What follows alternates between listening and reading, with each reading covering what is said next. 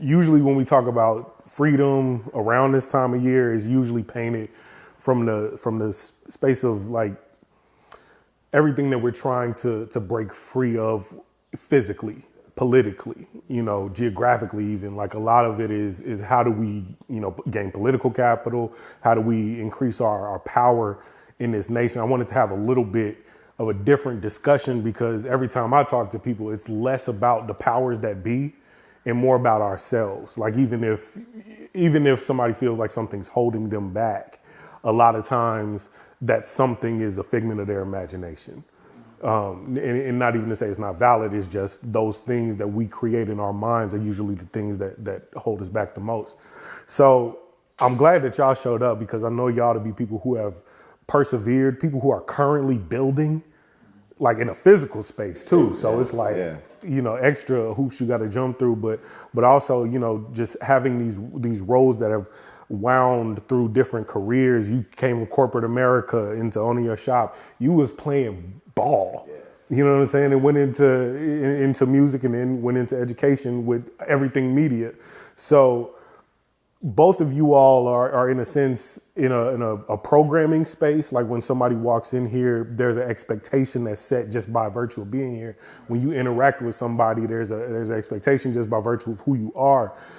My question for y'all is, and I guess the question of the discussion is, what are we programmed to do? What are we programmed to do? I mean, I think that's a good question.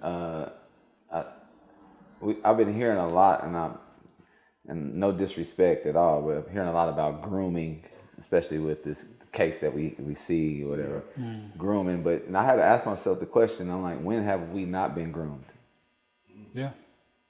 And that goes from, parents to school to, and so until I would say now my late 30s, now into my 40s, realizing like, what is it that I want? What is the path for me? Right. And not because someone said I was good at this or I should do this. What is the thing that brings me the satisfaction and the purpose? What is my legacy piece that I want to live off? And I've had to ask myself those hard questions because I don't want to be shaped by the things that are popped up on my Instagram feed, because that's a form of grooming. You know what I mean? Yep. And so I want to be free to think and move in the spaces that I believe in, and influence other people and motivate other people to say, what is it, and don't let people keep you stagnant from doing the things that you love doing or that you desire to do because they said, like my mom was saying, a 9 to 5, go get a 9 to 5. That's what they were groomed to do. Hey, you go to school, get an education, go get a 9 to 5, you have kids, have a family, you die. What life is that? And how do you think we're programmed to handle that? To handle all the stuff that comes with not going the route of a 9 to 5. Well, I think that with entrepreneurs like yourselves, this is your 9 to 5. So now we got to take back what we call 9 to 5.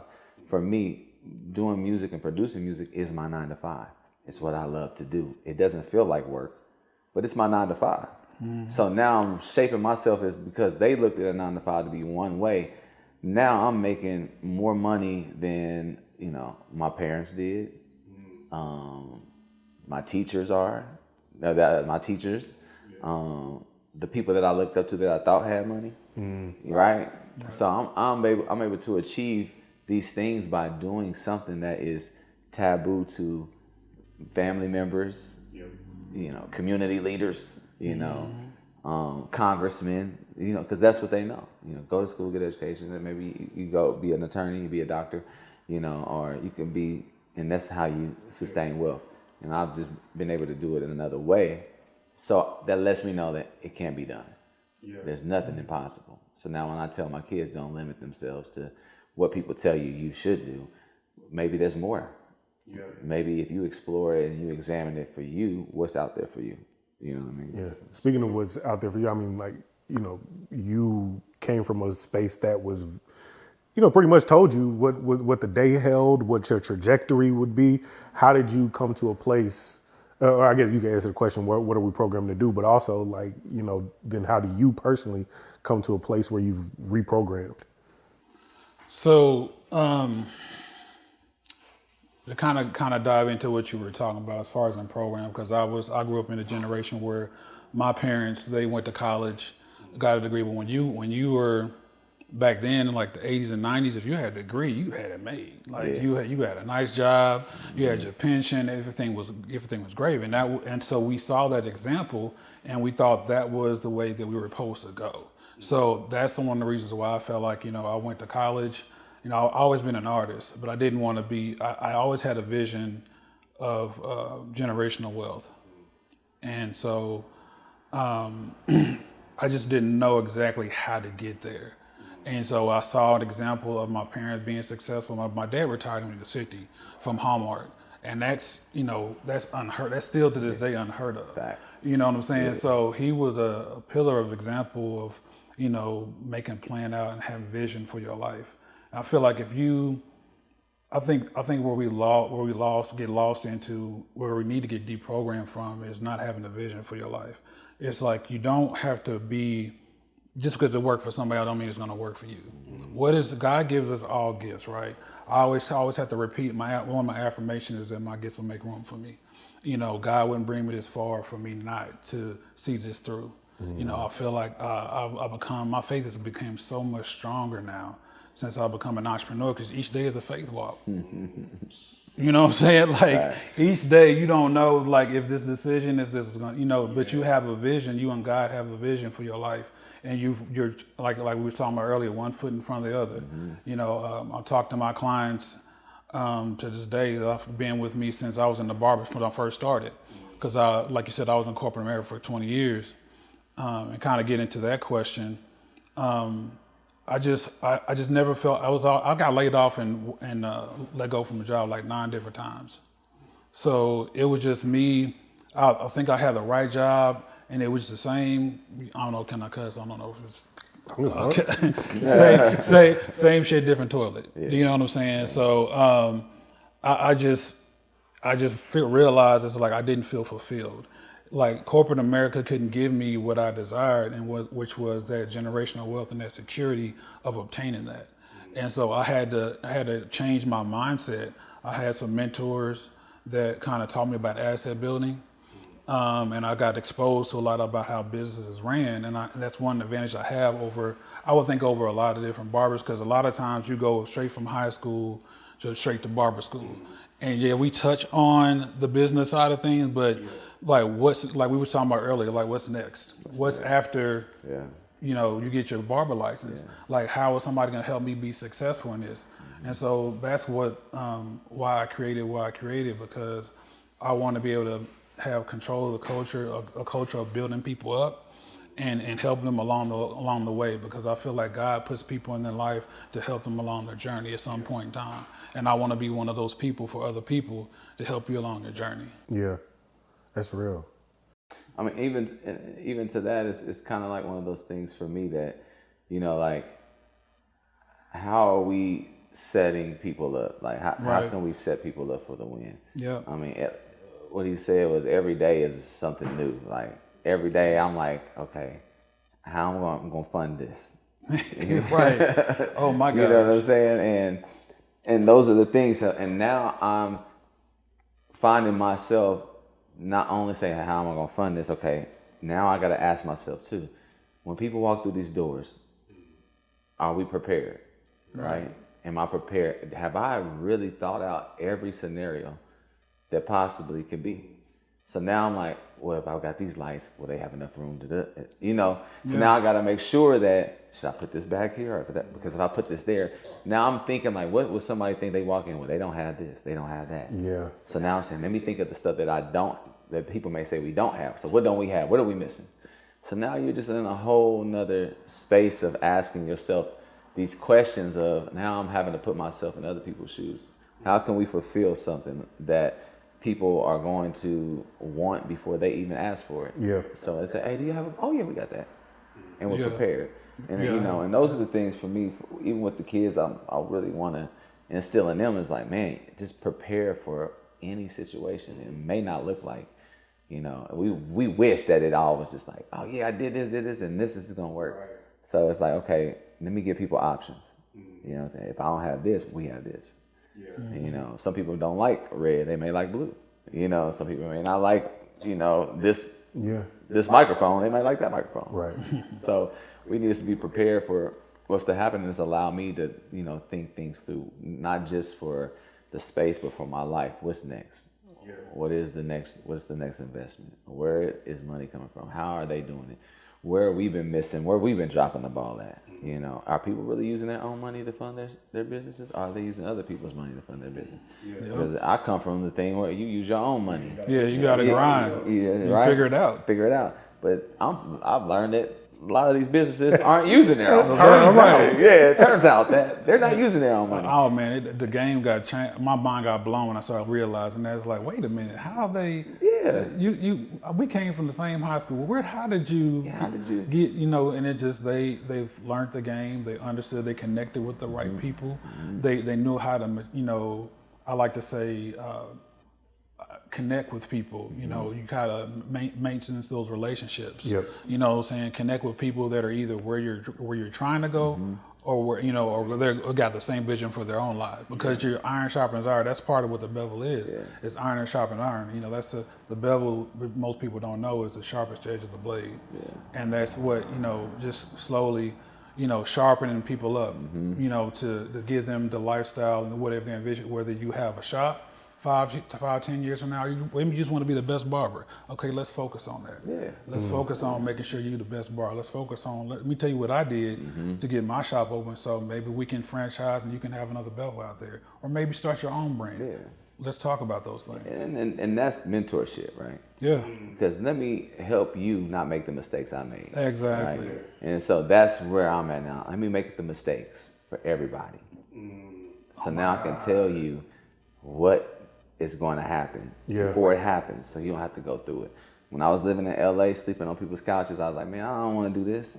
How do we set up? Now I'm back home, building this out. I'm like, how do I set this up where these kids don't have to sleep on couches because they want to live their dream out, right? Yep. So how do I tell them, and what's the route that I can tell them, this is what I did, and this was like, it worked for me later, but this is not the ideal route.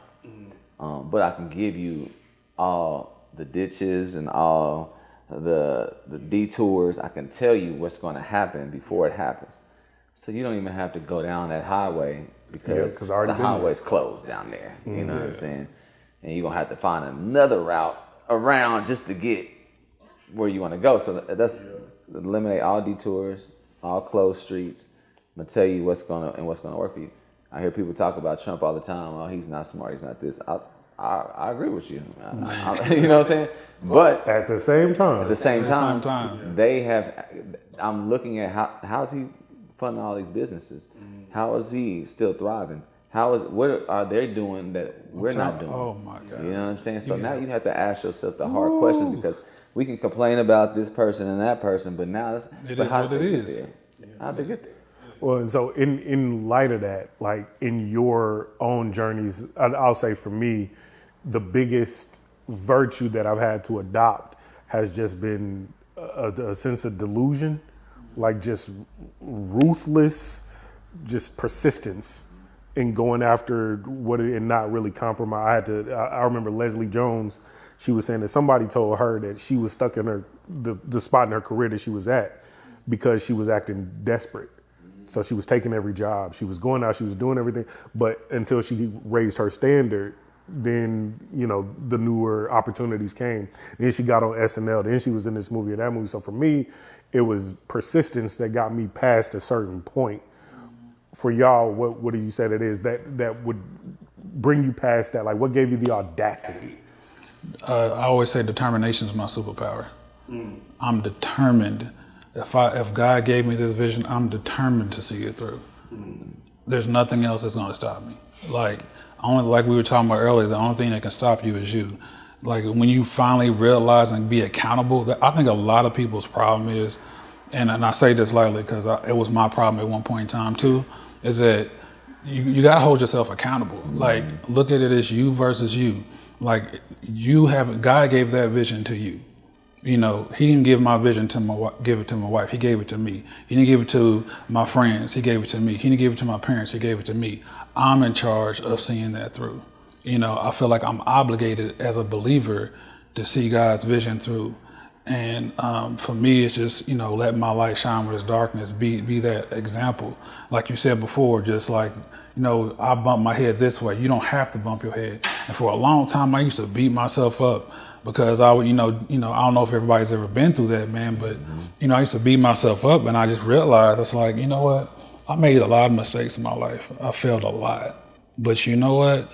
That was because I cannot allow somebody else to fail. I can help somebody go through it that's going through what I went through, or not go through it. You know, so I just felt like I stopped thinking about myself, because I feel like I was being selfish. It's like, if I'm on woe is me and it's all about my pain, then I feel like I'm selfish. But if I look at my problems as a way that, you know, yeah, I went through that, but you know what? That person I love ain't got to go through that. Mm-hmm. You know what I'm saying? That young man that's struggling to try to figure life out ain't got to go through that. You know what I'm saying? So I don't know. I think accountability is huge when it comes to with anything you do, with being successful or anything. You're not even just being an entrepreneur, man. You have to look in the mirror and understand that you are the master of your fate. You are the captain of your soul. You have to take the reign of your own life. You have to live and not just exist. If you're not following your vision for your life, all you're doing is existing. You're not living. When I realized that, I stopped doing the BS. I started, stop messing around. I dipped in the streets for a little bit. I ain't gonna say that like I was out there like that, but I was around that element enough to where I shouldn't have been there. You know what I'm saying? And I realized, like, you know what? I ain't got time for this. God has a vision for my life. I want to chase after that. I want that. You know, so. That's real. I mean, I think accountability is something that in the Black community, because I can speak to that. And it happens in other communities, but yes, it does. But the Black community, we have a hard time taking accountability for things. Yeah, we right? do. And not until my grandfather passed away did I know that there was a lot of shit happening. You know what I'm saying? That we didn't know about. Right. That his own kids didn't know about, because they were that solid on how they handled their business. My grandmother and my grandfather. And grandfather died, and a lot of shit came out. A lot of anger from my grandma.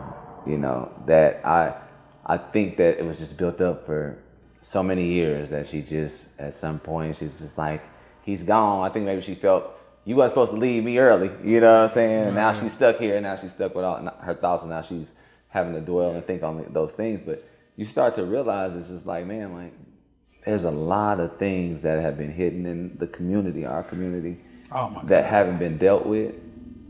And we don't sometimes tend to know how to deal with anger. We don't know how to deal with inconsistencies. You know what I'm saying? Why when you get mad, it's got to be automatically violent? Yeah. Everybody gets mad. Everybody gets mad. It's like, I'm big on, I have to sit with stuff. People, I try to sit with it because I can get angry fast. But sometimes I'm like, my grandma used to tell my dad, she said, don't whoop your kids when you're angry. And at first I didn't understand. I'm like, what you mean by that? But she's saying you're going to do something. You're going to go hard in a way because you're angry at that moment that could cost you or go way too far. Yeah. So walk away from it, come back to it, go here, think about it, then you can address it. Now if you want to whoop your kid, it's in a different mindset, because and that for me was a big thing. Like, before I jump to anger or before I get mad at the way somebody may have dealt with me, I have to understand what they're going through and start asking myself the question: what is happening within them that this is being projected on me, or what is happening? What did I do to trigger them? My mom always used to ask me those questions.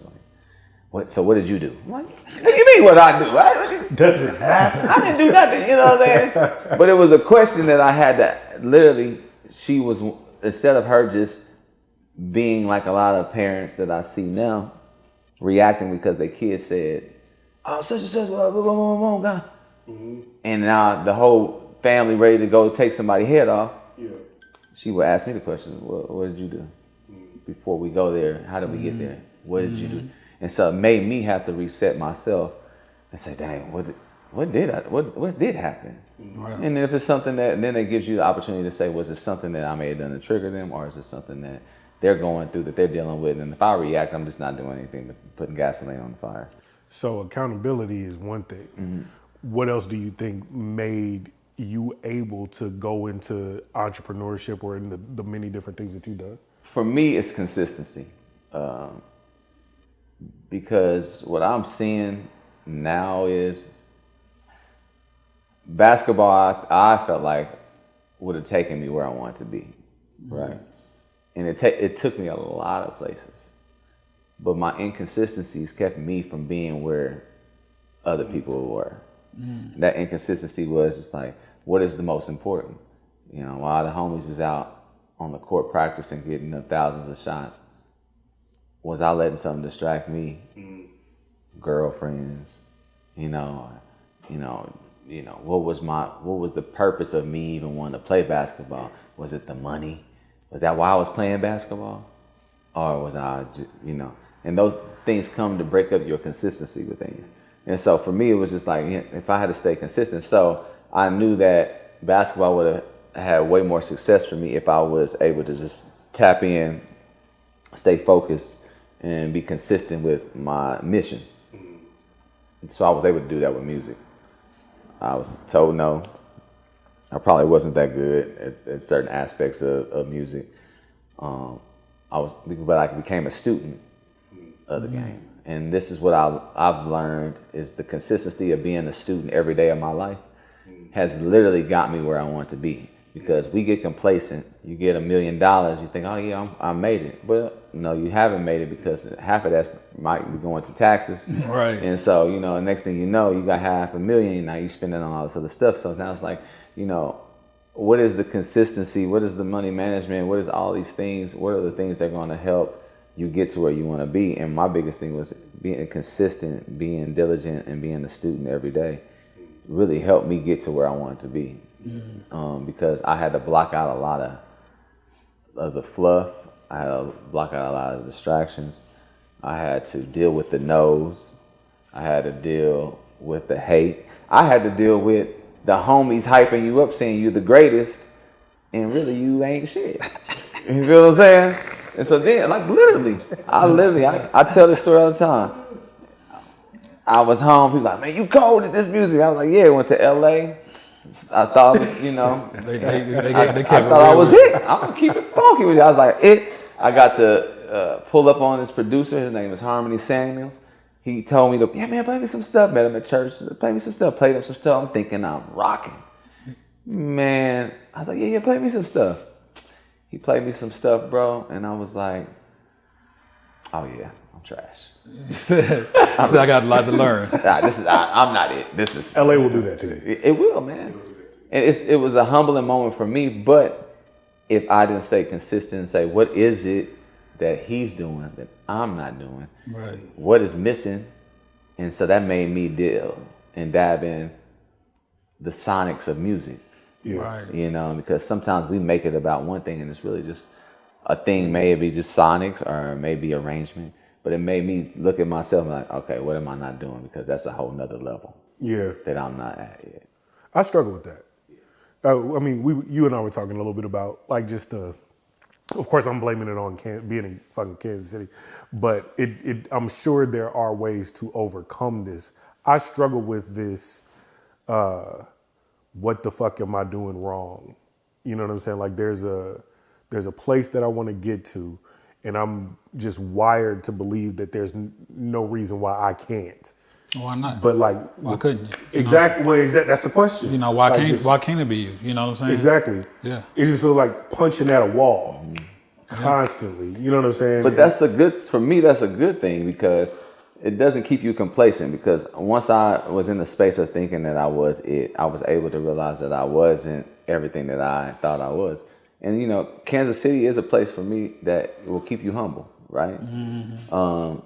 But also at the same time, I realized in that moment in Kansas City, it built me to be able to go up against the monsters or in competition, because a lot of these people that when you go to LA, you realize they aren't who they say they are.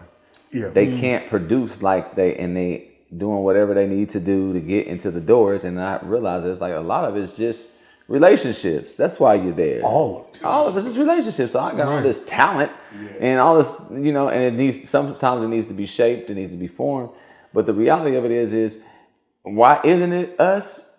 Why can't it be us? There's no reason for it that it can't be us. But for me, even what this city is, the city has not seen these things but on TV. And until you get to LA and you experience it, you actually understand like that ain't really how it goes. That wasn't a journey. It's like y'all watching from afar what's happening. Y'all get to see the finished product. Y'all get to see all this. I was in there mopping floors today. Nobody told me I was going to be a part of being a producer. You know what I'm saying? Like, I didn't know I was going to have to mop floors today. I didn't know I was going to have to, you know, because, you know, that's a part of the business that, you know, those are things that people just think, I don't want the glitz and glamour, but do you really want what you say you want? Are you willing to mop the floors? And knowing what you want actually is, I guess it's a lot of it. And I think that where you hit on, I think it's understanding that you got to be uncomfortable. You know what I'm saying? I feel like that's one thing that is lacking is understand. Sometimes when we get uncomfortable, we think, oh, well, this ain't for me. You know, this ain't working out. Those type of things. Like it took me almost a year to get open. You know what I'm saying? And I'm seeing other people with their shops getting open and they're doing their things. I'm like, how are they getting their stuff open? But it took me to keep going against the grain, you know, keep putting one foot in front of the other, you know, those type of things. Understand this is uncomfortable as hell for me, you know what I'm saying? Uncomfortable, man, but I understand that every time I get uncomfortable, it gives me comfort because I know that I'm growing, you know what I'm saying? You know what I'm saying? It's like, okay, if I know I'm comfortable, if this is if I know that I need to turn my brake switch on, you know, because for me, it's like I had to start diligently practicing bravery. Just no matter what it looks like in front of me, just keep going. You know what I'm saying? Just hit face those monsters head on. You know, but you know, we grew up in a time where it wasn't. You had to figure it out, man. You know what I'm saying? It just, I thank my parents for a lot of what I saw, just in the grind and their success in their own way, and they truly set the example of, you know, how to grind for things and just keep going, keep pushing forward. And I feel like, you know, we gotta understand it's not gonna be easy. Like you said before, like they see the after effect, they see it's an instant gratification society. They want it right now. Like I understand this is a grind. Like I've been pursuing this journey since 2012. Yeah. You know what I'm saying? So it's real. Like for me, it's the same thing. Like right now I'm in the space of, I think we were saying something about it earlier. It's just like, man, where's the support in Kansas City? Yeah. You know what I'm saying? And what I had to realize is, you know what, I really don't need these niggas support. You know, the reality of it is I need to believe in the concept. I need to believe in the vision. And in the value that in the value, because guess what? Now I'm not giving you a choice. You gotta fuck with it. Right? And that's what I'm focused on now. I want to build something so solid, so epic, that there's no way you can try to go around it. You try to dang it. I gotta go. You gotta go. Right? Yeah. And at the end of the day, that's what I'm focused on. And that is the bravery that you talk about. That is just like, I am so, and my mom said this to me the other day. We was at church, you know, I do praise and worship times, and had a word, Pastor John had a word for me. And I was like, man, that's crazy. My mom said this. She said, this isn't your dream. God gave this to you. It can't fail. And when she said that, God just put it up in your heart to do. This is something bigger than you, brother. Oh, yeah. All right? So now my mindset is, this is bigger than me. They can block me, deny me, stall me, but everything's on time. And now this is giving me an opportunity to see who's around me, see who I don't want around me. Thanking God that I don't have to have somebody invest into what we're doing, because at the end of the day, I want to build the concept and I want to have it and say, we did this and we know how this needs to go. And that's my focus. And so now it's just like, you know, I want the support. Of course, I want people to come and support. So don't think that that's not it. But I had to understand that when you're building something, you just give people something that's so undeniable that there's no way around you. Yep, you got to notice me. Yeah, you know I'm here, and that's same mindset, man. Exactly. That's why we connect. That's what I was saying before, man. We connect because we have the right mindset about how we think about things, man. It's all about setting yourself apart, you know, and just that's a part of what I built here is just a vision that says, Mike, you have to notice. Yeah. You know, you have to notice that, you know, I'm a big pivotal part in the barber and beauty industry in Kansas City, Missouri, because, you know, I'm not just because of who I am, but because I'm also reaching back and pulling people with me. You know, I'm actually help build other people's careers, you know, those type of things to help them understand, like, this is a multi-billion-dollar industry. If you treat it like a hobby, it's gonna pay you like a hobby. If you treat it like a business, it's gonna pay you like a business. T. Ron said this, and I said another. He said, you know, everybody pulls up to the studio smoking weed, and everybody want to drink and all that other stuff. But this your job. This your 9 to 5, bro. Right. You don't go to your 9 to 5, huh? Right. You might, but you ain't. You're right. You might. Yeah, but you ain't smoking at the job. You ain't smoking at the desk on the job. You ain't got the drink there at the job and calling the homies to come up to. You're not jeopardizing. But guess what? And the crazy thing about that is you're building someone else's brand, and you come to their job and work there. Their dream. Their dream, right? Yep. You're building out their dream. You ain't. The homies ain't pulling up. You ain't smoking at their table. You trying to have the best etiquette you can at somebody else's game. Yeah. Right? So now you're building out somebody else's stuff, and you do that. But when you go to your own stuff, come on, homies, let's go. Let's get some drinks. Let's invite some girls to the studio. Whatever it is. Let's come to the bar. I'm in your dream right now. Yeah. Literally. Like, yeah. Right? Yeah. I mean, this is you right on the head, man. We are filming in your dream right now. And this is so surreal. I can't. You don't understand how appreciative I am for you to set something like this up. You know, because no. Yeah. See, that's the thing. You set this up. Exactly. Well, yeah. So and the reality of it is, you set this up. Yeah. Yep. For us to be able to come in here, because this is one of the most beautiful studios I've been to. Right. This is something that I see on Hollywood screens. LeBron and them. This is how they shot there. This is what we're in, right? Mm-hmm. You created this moment, and that's what I'm saying about. You have to create spaces where they have no choice but to pull up, right? Yeah. And you've done that, and we're just here as an example of being in someone else's dream and getting to see it and see all the fruit and all the things that are growing from this grass from the seed that you planted, right? And so, like, you created this, and that's what I want people to understand. Like, you're now going to be able to plant seeds in other people, and you're doing it now. And now someone else is going to be inspired, and they're going to be able to build theirs, and that doesn't take away from your dream. Now you help them see that the dream can be manifested in real life. Mm-hmm. Now we're going to have one on Parallel in Wyandotte County, right? Or on Paseo, right? And there's room for all of us. There's room for all of us, right? Because I think that's one thing that I had to realize when going kind of rewinding back to your corporate question. I had to realize, to your point, that I was building somebody else's dream. What about mine? You know what I'm saying? Is what I'm doing going to help me build my dream? No, don't get me wrong. I'm not saying quit your 9 to 5, but what is your 9 to 5? Is it planting seeds until what your dream is supposed to be? That's it. Because that could be you can only be there for a season. You know, it's like, okay, I'm gonna work here for, and that's what I look at when I was in corporate America for 20 years. It's like that was planting seeds for me to be at this point right now, because I learned the business side of things. I understood how the business etiquette, customer service, how to deal with people.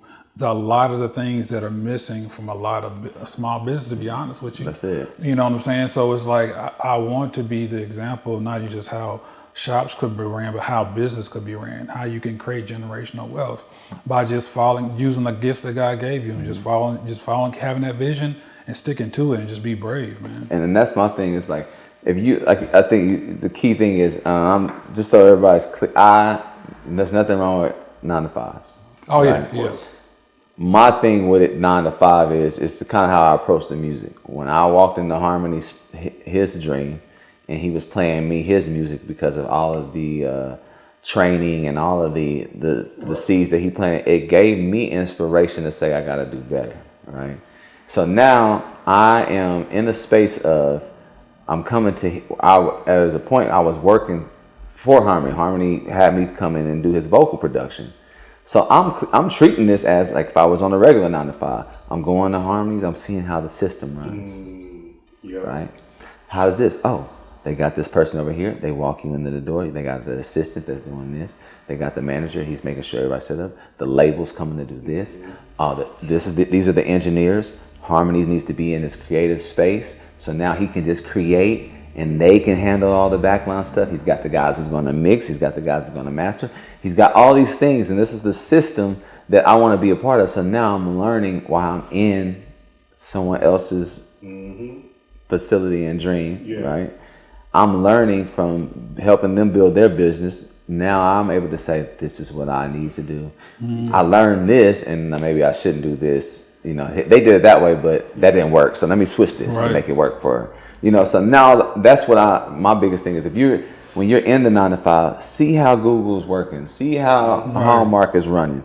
How do they run their stuff? So now you can take that and say, I'm gonna build mines this way, with this type of mindset, with this type of etiquette, with this type of love. You know, they may not, you know, and care for the people that work for me. Right. So now when I do have my own employees, I know what they do and don't want, and I know that I can't be too nice too. You gotta understand, because you've seen that not work. It doesn't work. And I think a lot of what y'all are talking about, and especially with that, I mean, a lot of what we're discussing is about entrepreneurship, is about the journey, is about discomfort, but it's really about freedom from scarcity, freedom from doubt, freedom from self-hate, you know, all of these things that are transferable from any different facet of life that you could learn as you participate in other people's dreams. I like how you put that. And so I think a lot of what I'm hoping to get across to people, especially in this space, is like we're all a part of this bigger thing. No matter what we're doing. Like personally, I believe there's this collective conscience that we are all adding to.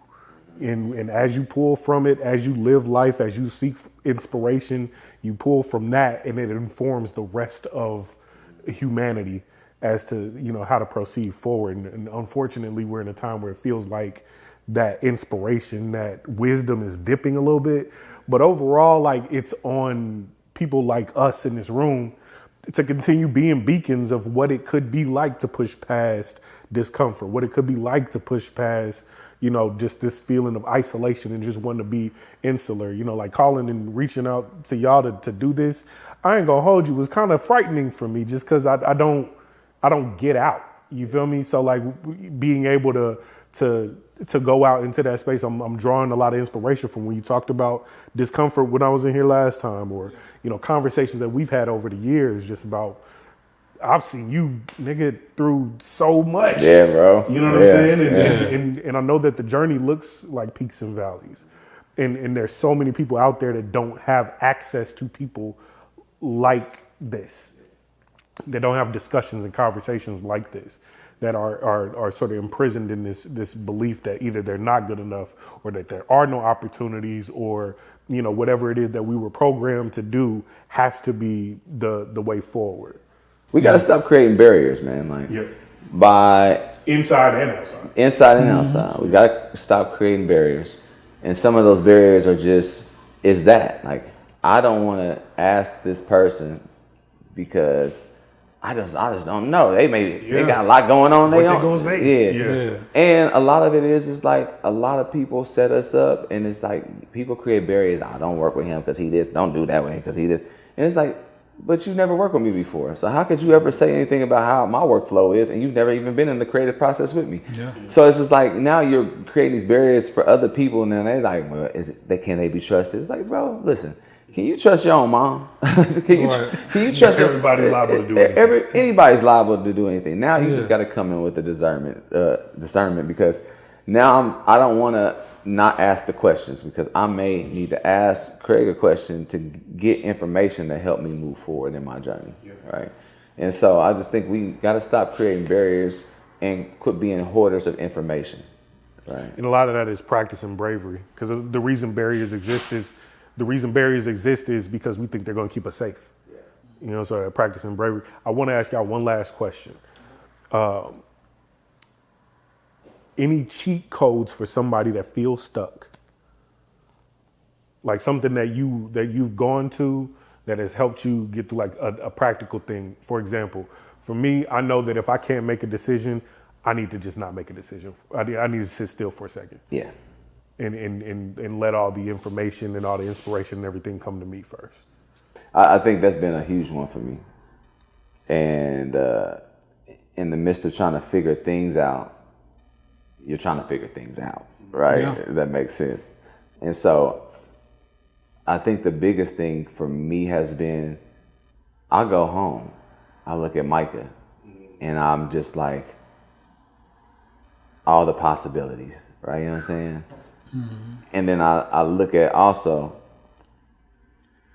dang, how do we create that, right? And so now it's like, there have been so many other factors in my life that have come up, and then I look at my son and I'm like, man, dang, we created a whole human being, like that has eyes. I mean, he started from like this big, and now he's, you know, and that lets me know like everything has a process, right?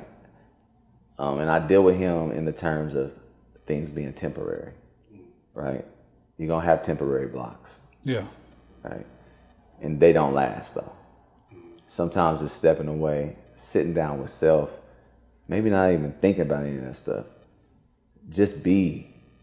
And a lot of times we haven't, as people, been able to just to sit and just be, because we're in the rat race of life. We're trying to figure out how to pay bills. We're trying to figure out how to take care of our kids. We're trying to figure out how to take care of our moms. We're trying to figure out how to keep the homies happy. We're trying to figure out how to entertain. And instead, how have you stopped and tried to figure out your heart? Right. Where am I right now? Yeah, where am I right now? What's next for me? Because I'm a true believer. People evolve every 3 to 5 years. People change. People don't want the same thing that they wanted 3 years ago. Yeah. And it's the reality of it. Like, I thought I wanted that. Mm-hmm. And it gives you the opportunity to just sit back and say, what do I really want? What is the main goal? We can argue Democrat, Republican, all this stuff all day. The bottom line is we all want the same thing. Yeah, I want the same right? thing. When you really sit and analyze each side, everybody wants some sense of purity for their kids, for their families, stability, opportunities. Yeah. Everybody wants that. Mm-hmm. And so, you know, me being able to sit back with myself and my own thoughts, it's like, I'm here to serve, right? This is not all about me. Let me quit making it about me, right? And let me just sit back and think about what's next. Yeah. You know what I mean? And that kind of sends me into a space like, okay, I come back to it. I can be on a beat and I'm like, man, that beat's trash. Yeah. And then I'll leave, I go home. Then I come back to the beat. I'm like, hold on, and then it's like, hold on. I know exactly what this needs. I know it. And I'm like, that's all it was. I just needed those chords. Right. I just needed that sound. You know what I'm saying? It's like, I'm over here stressing myself out about thinking this ain't dope enough, and it's like, really just needed, and because I walked away from it, helped me realize and gave me a context. Gave me a whole different outlook on what I was tunnel visioning on something like that ain't working. And then I walk away from it for a day, maybe 2, maybe a week, and I come back to it and I'm like, this is it. That's all I needed to do. And it's just like, sometimes your mind just needs to shut off, man. Yeah. Cheat codes. just understanding, not letting your situation affect the outcome of your life.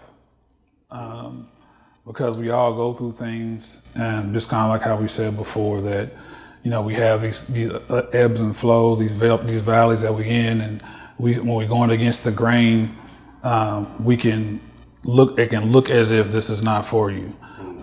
Sometimes we make mistakes and feel like, well, I don't deserve this success. You know what I'm saying? It's like, if I look at some of the mistakes I've made, I can be like, man, do I really deserve this? But it's like, you do deserve it.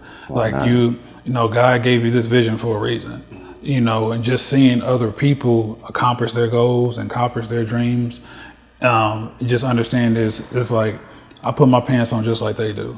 That's what I learned when I was in corporate America, dealing with CEOs and dealing with presidents of companies and those type of things. It's like, they just like me. They ain't different. They ain't no different. They cuss and, some smoke weed, some of them drink. So it's like they're no different from me. So why not me? I'm gonna take this as far as God will allow me to take it. Murph, they be like, Murph, how many locations, however many locations, if God allows me to have 1,000 locations, I'm gonna have 1,000. So it's just, and that's what I had to learn, man. It's just understanding don't let the circumstances of your situation affect the outcome of your life, man. Just, no matter if you've made a mistake or maybe you made a wrong turn, it's okay. Just, they really say failure is the first attempt at learning. You know what I'm saying? Understand that it's the first attempt at learning. You're gonna bump your head. You're gonna make mistakes. That's one thing about sometimes. Don't get me wrong. I love. I'm gonna say this lightly. I think we can do better, but the school system, I think you figure out some way to twist that, because we were taught that failing was bad, and we always taught that because you get these standardized tests, and and if you don't get a good score, you don't get to get into college. You don't get all these these accolades. You don't get some of them cum laude and all those type of ropes and all those type of things. So it's like, understand, it's like the only difference between me and a person that's been successful, quote unquote, is if they've failed more than I have. That's it. Learning from leaders that I know, from like Paul Kopecki, and my pastor, Eric Cobbins. They've taught me that it's okay. Yeah. What I'm saying? Just just keep moving forward. That's real. Man, I really appreciate y'all. I think this is definitely a necessary conversation, especially for me today. Y'all have no idea. So I appreciate y'all, man. Yeah.